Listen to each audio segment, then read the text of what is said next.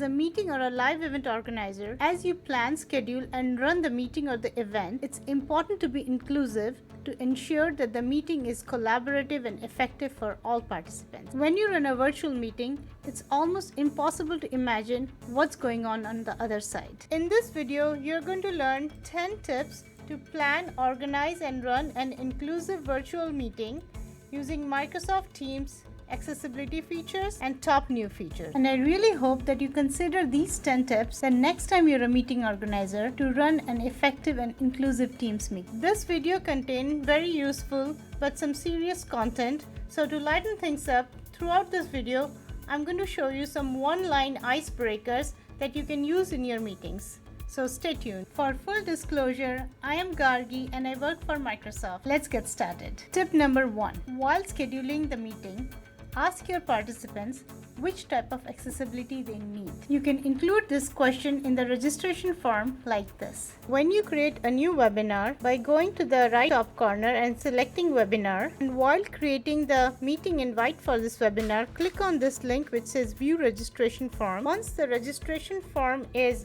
opened, you can add a new field and pick custom question, and you can either pick input or a choice option. If you picked input option, you can type your question like what type of accessibility need do you have in this field. Now when the participants register for this webinar, they will see this question and will have an option to let you know if they have any accessibility needs. Someone could have sight or hearing disability. Someone may need to take the meeting in a noisy environment. And if it's a global meeting, someone could have different level of language proficiency. To ask this question in the regular or live meeting, when you schedule a meeting, you can ask this question in the meeting info section, or you can create a poll after you have created the meeting. To create a poll for this question, go to your calendar, then open the meeting, click on the plus sign on the top right and search for polls. Select this Forms app and click Add and then Save. You will now see a new tab which says polls on the header of your meeting invite. You can now create a new poll, pick the multiple choice poll and type your accessibility question here and also some options. In the polls tab, you will see this new polls created and you can decide to launch this poll either before the meeting or the day of the meeting. Knowing this information in advance will not only help participation, but will also help you gather perspective data from your audience. How much does a polar bear weigh? Enough to break the ice. Tip number 2. For live meetings or webinars, make sure that the speaker's camera is turned on and also there is adequate lighting so that the people who lip read can see speaker's lips clearly. Speakers and presenters can turn their camera on in the join screen by switching this toggle on which says camera, or they can turn it on after joining the meeting and turning this on. Tip number 3. Gather and share the material to be presented in the meeting in advance and also make it available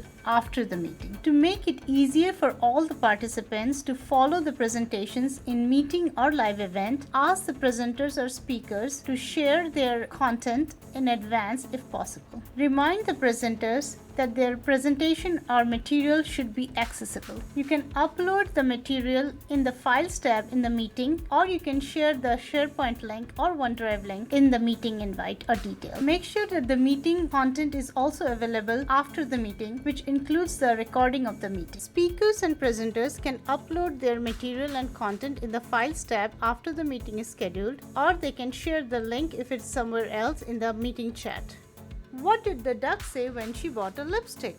Put it on my bill.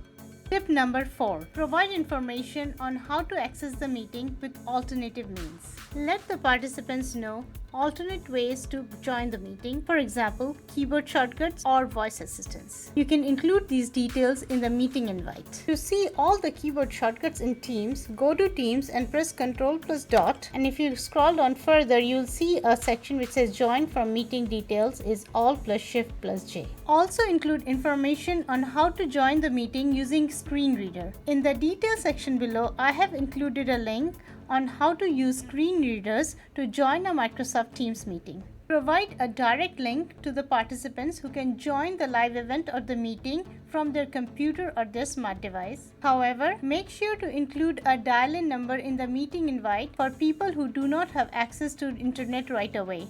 To add a dial-in number to your meetings, You can either schedule the meeting from Outlook, and those meeting details will automatically have the dial-in number. When you schedule the meeting from Teams calendar, you will need to make sure that the PSTN conference is turned on. If the dial-in number is not available for a meeting, that means that the feature may not have been configured. Select the Easy Access options to let people join a meeting in progress from within a Microsoft Teams meeting.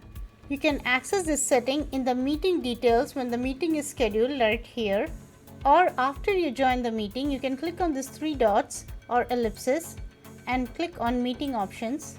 In the meeting options pane, under the section which says who can bypass the lobby, pick the right option so people joining the meeting in progress don't have to wait for the organizers to let them in. Tip number 5. Turn on live captions. Microsoft Teams can detect what is being said in a meeting or live event and present real-time caption. Live captioning helps provide equal opportunity for everyone to access and enjoy the meeting or the event. To turn on live captions when you are in the meeting, go to meeting options by clicking on these three dots or ellipses. In the meeting options menu, scroll down to find turn on live captions and click on it. Once the live captions are turned on, you will see the captions right there on the meeting with the speaker attributions right here. To turn on live captioning in live events while scheduling a live event, go through the live event setting up wizard.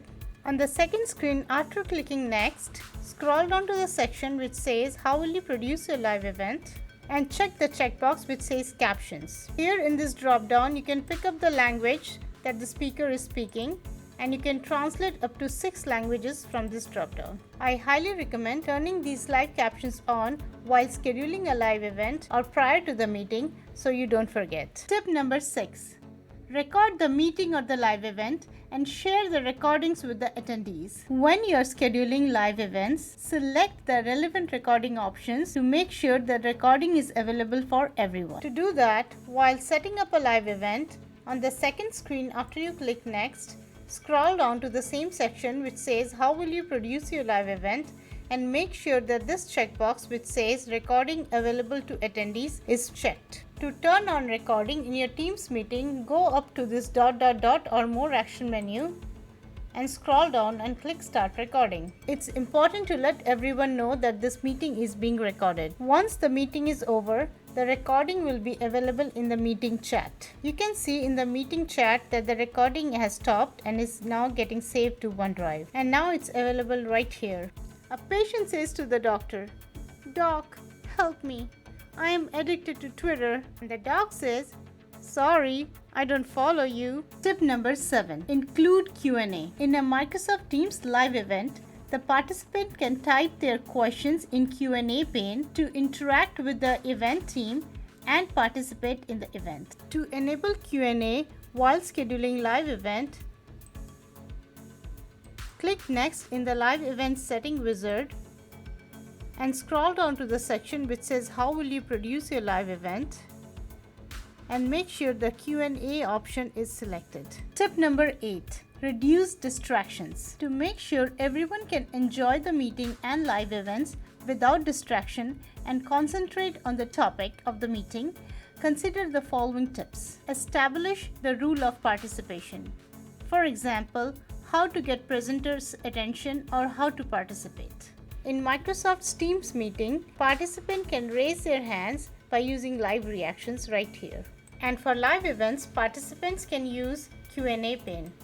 You can blur the speaker's background, but do not blur the background or change the background of sign language interpreter, as this might obscure the sign language. To turn on blur, in the join screen of the speaker, after you turn on the camera, click on the blur icon here and select blur.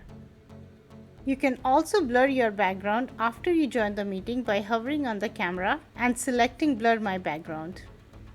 Inform everyone that only one person can speak at a time and all others are muted.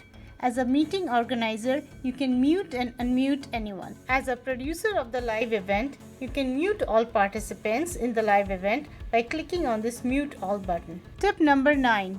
Use standout mode while presenting, which is your content plus your video. This will not only help the lip readers but all others, as they can see your video when you're talking a little bit more on one specific slide, and will make your presentation more lively. To turn on standout mode, you need the speaker's camera or presenter's camera to be on. Once the presenter camera is on, click on this sharing tray icon and look for a section which says presenter's mode. And then instead of saying content only, you can click on this new features of Teams, which is standout mode. Now all the meeting participants are also going to see speaker's video along with the content. You can also spotlight the presenter by hovering on his video and clicking on this ellipsis or dot and clicking on spotlight me and click spotlight. Now the presenter will always be in focus. Ready for another icebreaker? My boss just texted me, send me another of your funny jokes. I texted him back, I'm busy working, I'll send one later, and this is what he said. That's hilarious. Send another one. Time for tip number 10. If you are presenting, then follow these 5 most important tips during your presentation. Introduce yourself prior to the presentation and don't assume that everybody in the meeting know you. Talk slowly and clearly and use plain language to make the meeting or the event more understandable and accessible to people with disabilities as well as to people with limited English proficiency. Check often with the attendees if you are speaking too fast or loud enough. You can use Teams live reaction features to do that. To check on with your participants, you can use Teams live reactions and ask your participants to give you a thumbs up if they are able to follow you okay, or raise their hands if they are having any issues.